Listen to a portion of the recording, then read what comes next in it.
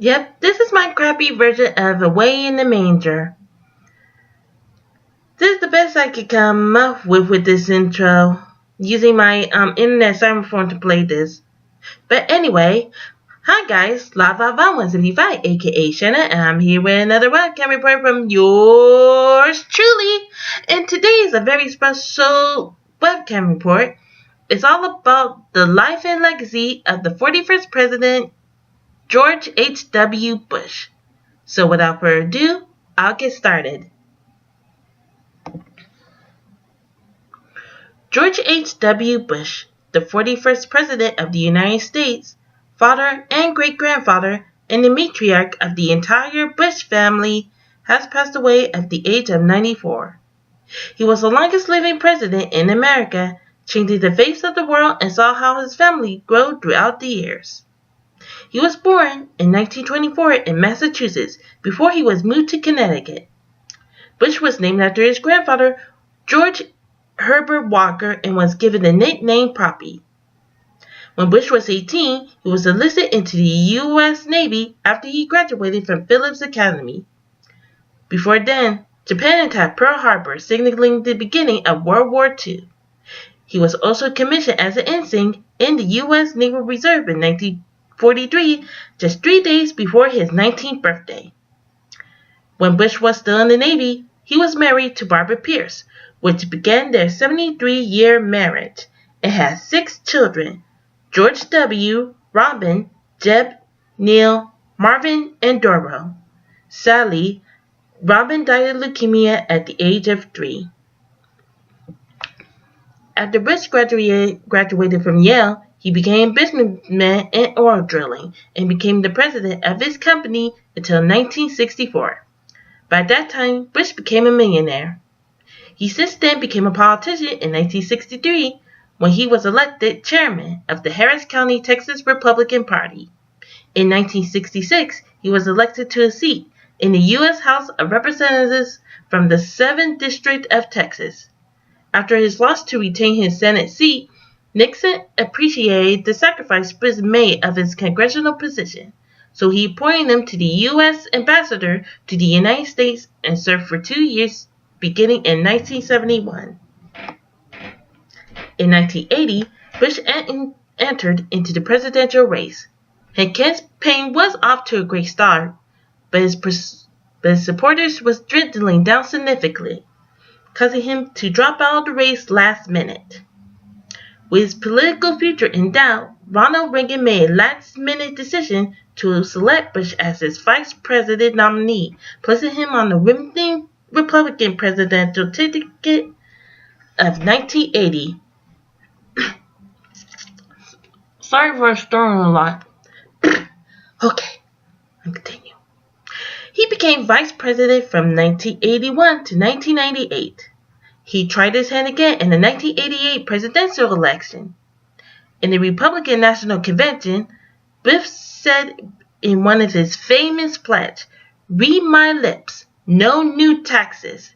He won by a landslide against Dukakis in the Electoral College by 426 to 111. Bush was inaugurated in 1989 and since then became the face of change to the world, such as the fall of the Berlin Wall, the collapse of the Soviet Union, and Operation Desert Storm. He also signed with the Americans with Disabilities Act into law. He became president until 1993 when he was succeeded by Bill Clinton. After his presidency, he and his wife moved to Texas where they spent the rest of their lives together. Meanwhile, in 1994, Bush's 2 sons, George W. and Jeb, both ran for the governor of Texas and the governor of Florida. George won the election in Texas, while Jeb sadly lost the election in Florida.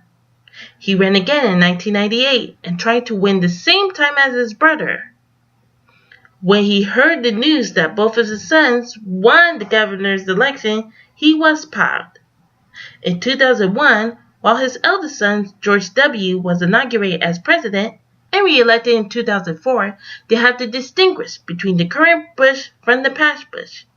He was either called by his full name, or by his name, Bush 41. He and his wife attended the funeral of Ronald Reagan in 2004 and Gerald Ford in 2007. He even appeared with Clinton in a 2005 TV ad encouraging people to help the victims affected by the Hurricane Katrina and the 2004 earthquake and tsunami in the Indian Ocean. In 2008, Bush endorsed Senator John McCain for president. His endorsement offered a boost in his campaign. In 2014, on his 90th birthday, he fulfilled his promise by going skydiving. He made a parachute jump from a helicopter near his home in Maine. In 2017, he and Mrs. Bush participated in the coin toss for Super Bowl 51. Bush faces many health problems over the year, but that does not stop him from becoming the longest living U.S. president ever, surpassing Gerald Ford's lifespan of 93 years. He lived with his wife, 6 children, 17 grandchildren, and 8 great-grandchildren. Right before he passed away, his last words was, "I love you," to his eldest son. After the news broke out, the whole nation mourned for his loss and declared this week to be a national day of mourning. They took him from Texas to Washington, D.C., where he lay in state until the funeral. President Trump and his wife came to see him one last time. They even attended the funeral with all living presidents sitting right beside him. They took him back to Texas and made the long train ride to where he would be buried. He is now laid to rest in the public library beside his wife, who passed away 7 months earlier, and his youngest daughter. They are now together again in heaven. And that's it. So, what do you think about my webcam report? If you would like, please leave a comment down below and let me know. Don't forget to like me, subscribe me, and visit me on Twitter and Facebook in the description down below. So, I guess that's it. So, upon me wearing my Santa hat, I wish you all a Merry Christmas, Happy Kwanzaa, Happy Winter Solstice, Happy Hanukkah, which you may have already celebrated, Merry Christmas, and most of all, have a Happy New Year.